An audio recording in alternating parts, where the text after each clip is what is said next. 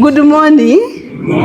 Yes, at least. I was wondering whether you just trade in coffee and you don't take, because they tell us it gives certain energy. But since I came, I was feeling like, where is the coffee energy? It was not feeling like coffee. Yeah? So please give me that energy of coffee. Yeah. So that we feel like, you know, the coffee people are in the house, isn't it? Yes. So my name's Cate Nakatugga Adilu. I'm a quality champion with QAAUL. And today I'm just going to take you through introduction of good hygiene practices. As you know, the theme is we are elevating Ugandan coffee. We are driving excellence. We know you're already doing well, but we want to do better, isn't it? There is always room for improvement. Most of the things we are going to talk about are not new to you, but you know, just maybe a little bit of more detail that you need to pay attention to, and then move a step higher, okay? Now, as we handle this, I would like to know your expectations. This, just under this, not for the whole event. When we talk about good hygiene practices, what do you expect me to handle? What do you feel shouldn't miss under this presentation? I'll ask someone from you who would like to help me write down the expectations as they come through. Anyone who has an expectation? Are you expecting anything out of it? No expectations at all. It's like, whatever you give is okay. Is it? What would you expect under that title? Good hygiene practices. Yeah? No, by show of hands. I don't want to just someone to volunteer. Just whatever has come to your mind, you can think aloud. Think together with us, yes? More cons and pros to the hygiene practices. Okay. More cons and pros to the hygiene practices. Thank you very much, Daniel. Somebody else? Yes, please. The importance of hygiene practices. Okay. The contents of hygiene practices. Yeah? Anybody else? You know, when people are not expectant, it is hard.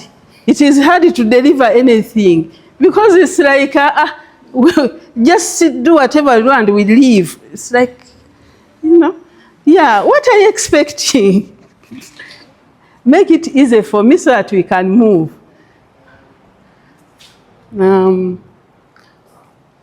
Uthumu. Uthumai. Who is Uthuma? Yes, please. Any expectation?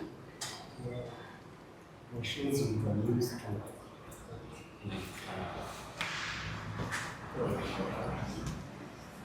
to use the garbage to raise the beds. So, once again, please say it again. I think I missed it somewhere. Introduction of machines which can improve the hygiene. Okay.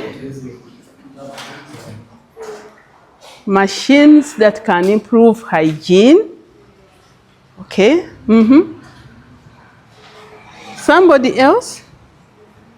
Yes? I think, yeah, there's your Mark. Okay. Mark? Practices, what to do and what not to do. Okay. To improve the Hygiene practices. Okay. What to do and what not to do to improve hygiene practices. Okay. Now I'll give you also my expectations, which I had. Somehow, I think they may include that. I thought it is important to clearly understand what good hygiene practices mean when someone talks about that. So it's a simple thing, but I thought we can define it. So I expect that by the end of the training, you will know exactly how to define it. Two, you'll be able to tell the importance. Why is it so important? to us who are in coffee. And you'll also be able to explain how to implement it in your own context. You may use machines, you may not use machines, but still you can implement it. And you'll be able to articulate the benefits of observing good hygiene practices. Those are my expectations from here. So when we talk about good hygiene practices, we are looking at policies, principles, procedures, or instruction and activities. Anything you do to make sure you create a clean environment, clean working environment. It should be clean and safe to prevent contamination of the coffee. Usually it is for food, and coffee is also food. Yeah, because I know if coffee is also not handled properly, it can cause illness. So whatever you do within your company to create that kind of environment, to make sure your working place is clean and safe. That comprises the hygiene practices. Some of you have certain policies. You can say by policy, when you report to work, you do this and this. Yeah? Or you have instructions on how to wash hands. You go somewhere, they put wash for not less than 20 seconds. Something like that. That is an instruction you are giving. So all those are part of good hygiene practices. Maybe you can give me, just two people, to give me some examples of what you do. Maybe some policies, some activities that you do under this in your company. Anything? Okay. Vivian? Good morning.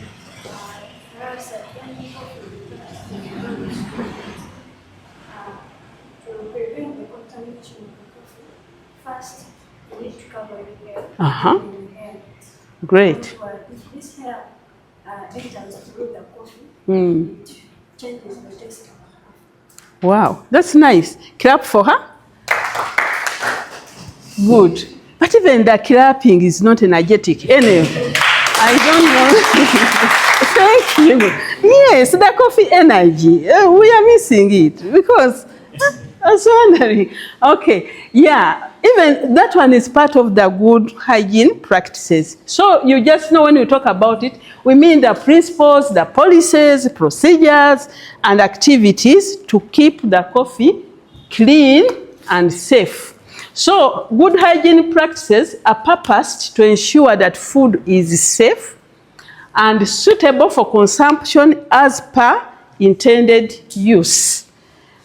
So it has to be safe. What do we mean by safe? When we say that coffee is safe, what do we mean it is safe? Yes? It's not contaminated. It is not contaminated. And so? So it cannot harm anything. Great. Also him, clap for him. Yeah. If it is safe, it will not cause ill health to anyone who takes it. That means it is safe. Do you know, sometimes we may, if we don't consider food safety, when we talk about quality of anything to consume is incomplete without safety. Because coffee can smell well. People are always saying, we are proud of the aroma, the flavor. Those ones can be there and even the color can be right. But if it is not safe, if it has hazards that can harm somebody, still the quality is not there. It is of poor quality. So it is important that the coffee does not cause ill health to whoever takes it. Then number two, when we say suitable, what do we mean?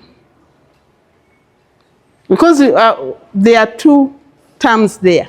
It's safety, it shouldn't cause ill health. Suitable is what? What does it bring in? Into the aspect of, yeah? Suitable? Manafa, eh? Yes. Sorry? It should be? The smell should be a smell of coffee. The smell of coffee. Great. A clap for him.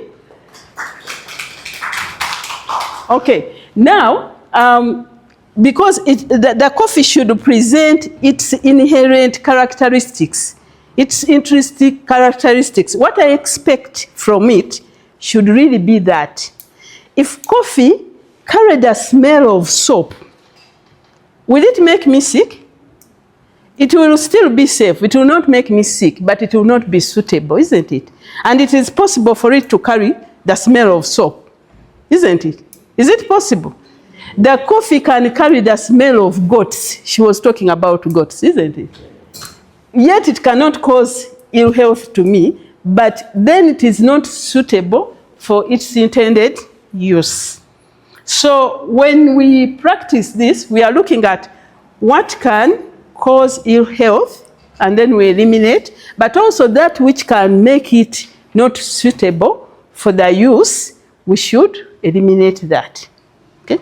So later on we shall talk about hazards. So when you are presenting hazards, you look at the things which can make the coffee unsafe and unsuitable or unfit for consumption for the intended use. Okay? So why are good hygiene practices important? One, they will guarantee the quality of your coffee. They will make it safe and what? Safe and what? Safe and suitable for the intended use. Two, when you practice good hygiene with your whatever, you are protecting the consumer. You need consumers' health. Otherwise, how will your business be sustained if whoever buys gets a problem? If I buy, then I get issues out of your coffee, I will not buy again. So for sustainability of the business, you have to care about consumers' health. It builds customer confidence. If people know that you are handling it hygienically, they will be confident. Because if today I buy coffee which is smelling mukene from you, next time I don't want to buy it. It will not make me sick, but you know, just the smell of mukene in coffee, or the smell of a perfume in coffee, it makes it unsuitable. So I will not come again. The confidence will not be there. Sometimes even the way you handle, because some of you are serving coffee, isn't it, in the cups. So the way you bring it, if you are not keeping the place clean, the consumer will not be confident. The other time we were traveling from somewhere, and then we went to a restaurant where we thought we would eat food, but as the food was coming, there were a lot of flies and what, now we lost confidence. Even we didn't feel the taste. But most of us left the food there. We ate a little because of the unhygienic things. So when you are serving in an unhygienic environment, the customer confidence is lost. They will not take it with that confidence and they will not come back to your place. Then good hygiene practices will prevent costly withdrawals or recalls. What are these ones? What are recalls? What are product recalls? Yeah. Do we know? Anyone with a story about a recall? It may not have been coffee or anything. Yes, please. Yeah, I remember one time we took coffee from Kampala. Then the liquid was molded, has some molded liquid. Like this. Yes. Then we start looking for the middleman, then they cut the price, the challenges. Done it properly. Yeah. So what did you do with the coffee? We put another person who bought it very cheaply. Okay, they resolved it. Yeah. Yes.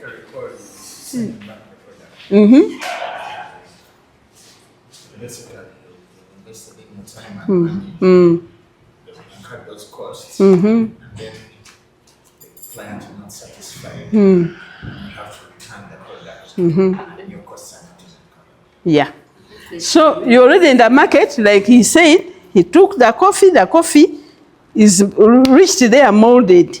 So there is a mold in it, they are not buying, you have to get it back. Sometimes you have even to trace where else you've sold to get it back. Yeah, to get it back. So that activity is always costly. Yeah, the customer has lost trust in you. You have to recall it. Now, supposing you've sent it outside Uganda. You already had the truck. Yes. You see? So recalls are very, recalls are very expensive. We want to avoid that. So the best way is implement these good hygiene practices. And you realize they are not complicated. You just have to put them in place. It's only that sometimes we feel like, you do a little bit and other things, you say, I think this is fine. You know, we have that thing in Uganda, we are always saying, yeah, it's not very dry, but it is okay. It can still do, isn't it? We do that bit of thing, but in the end, it can cause you a costly recall or withdrawal. So, it is good for business image. Good hygiene practices are good for business image. If someone knows, every time I buy from that shop, I get this kind of aroma, the flavors are consistent, they are the same, there is no mold, you know, they will not, and they will recommend even to others, you see? And it supports business sustainability. But also very importantly, it is a legal and humane issue.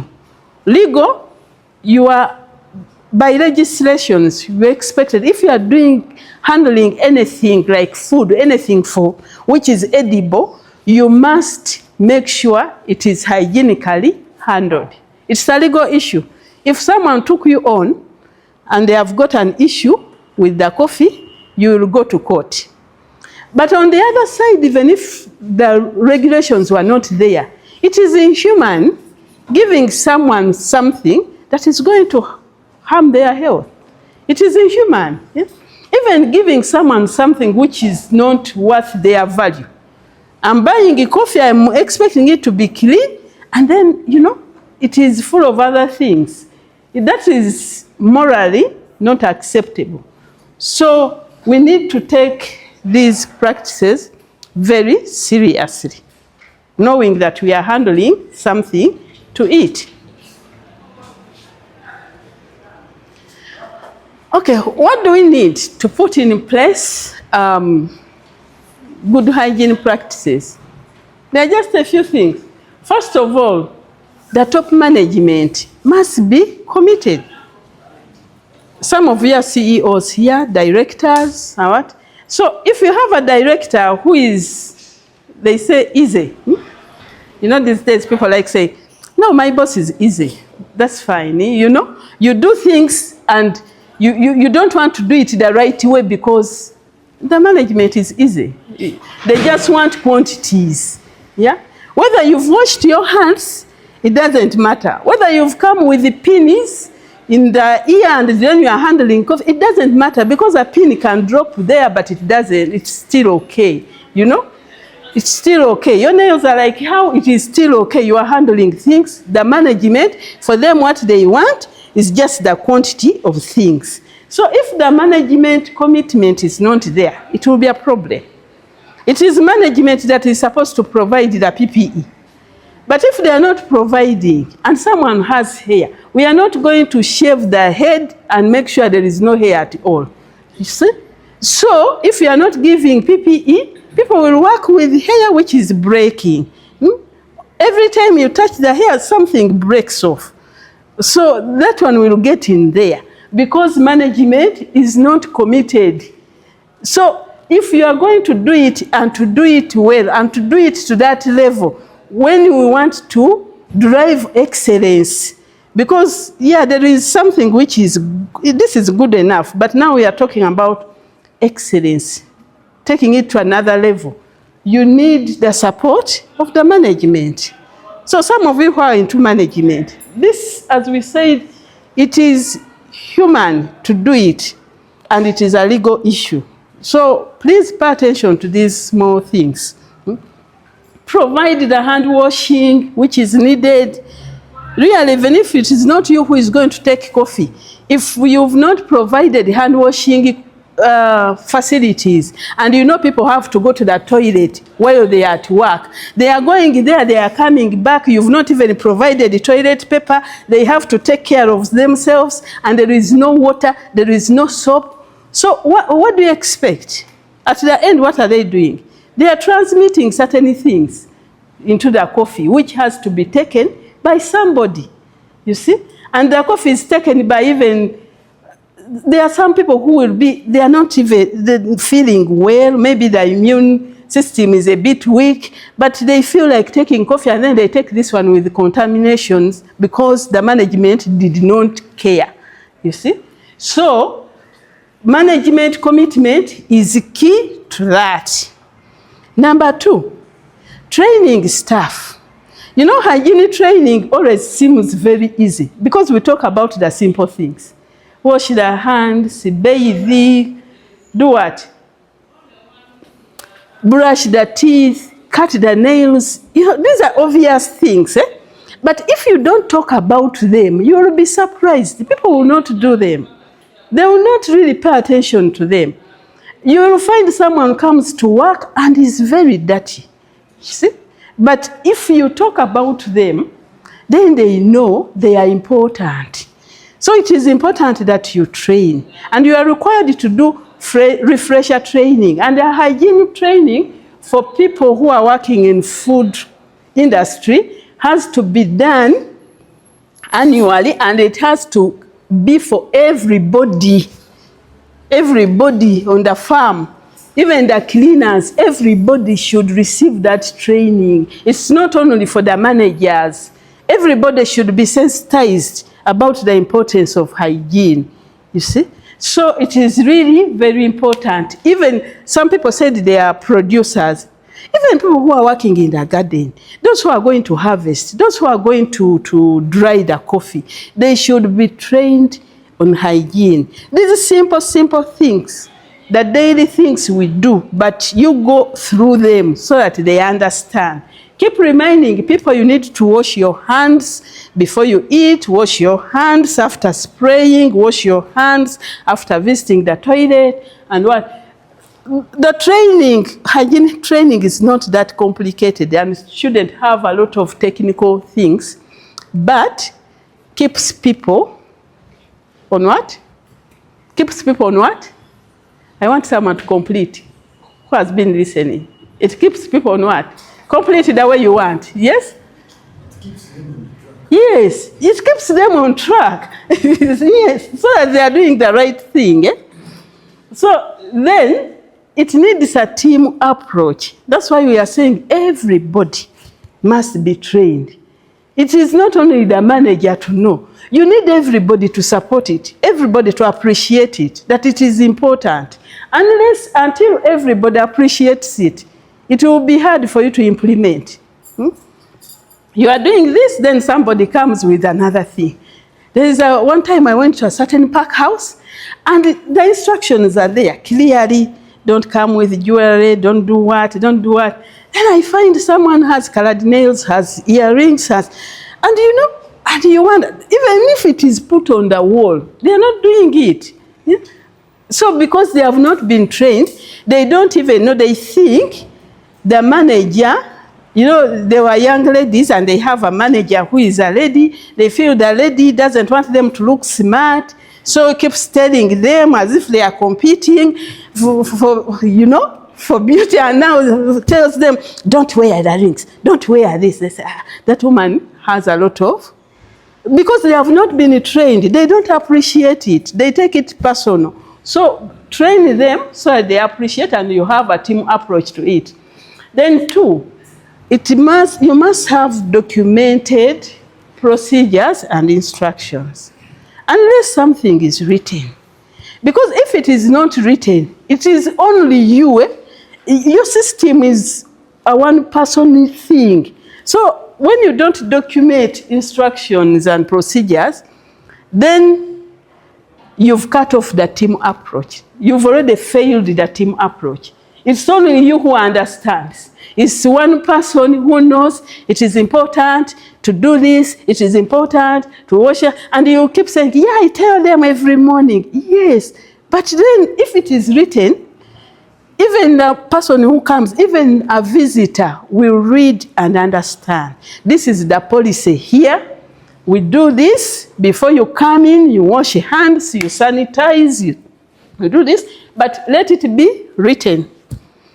We need to see those procedures written, the instructions written and displayed in strategic places for everybody to see. Sometimes people write instructions and they put them in funny places.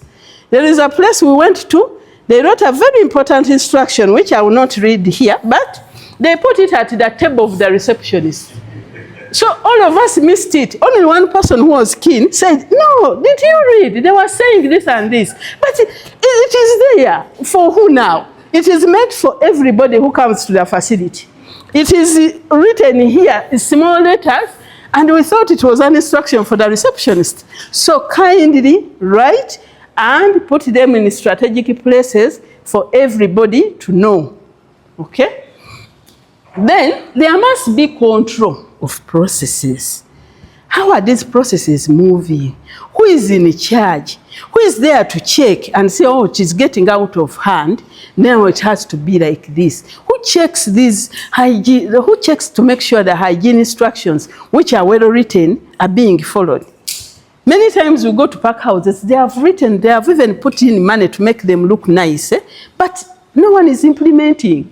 You just see something there, wash hands for at least 20 seconds, and then someone is just putting like this and going away. You've seen people, some people fear water, I think. They will just put this, they wash this. And then you've put there, wash here, between the fingers, how many times, and they're not doing that. Because, you know, no one is there to check. Then monitoring plan. How do we monitor that this is being used? How do we monitor? Some of the hand washing facilities, you go there to check and you see it looks like they have taken months without adding water. The algae is growing, but you don't see even a drop that people who passed that morning washed. Yeah? Everything is completely dry. So we must know who is monitoring. How often do you monitor? Do you monitor early in the morning to make sure the water is there in the hand washing facility? Is there someone checking? Maybe half day, whatever. Have a plan. Planning will show who is doing what and at what the frequency of checking. Very important. Okay. Any questions until now? Okay. How do we move? Some steps. We have to take steps to make sure we are clean.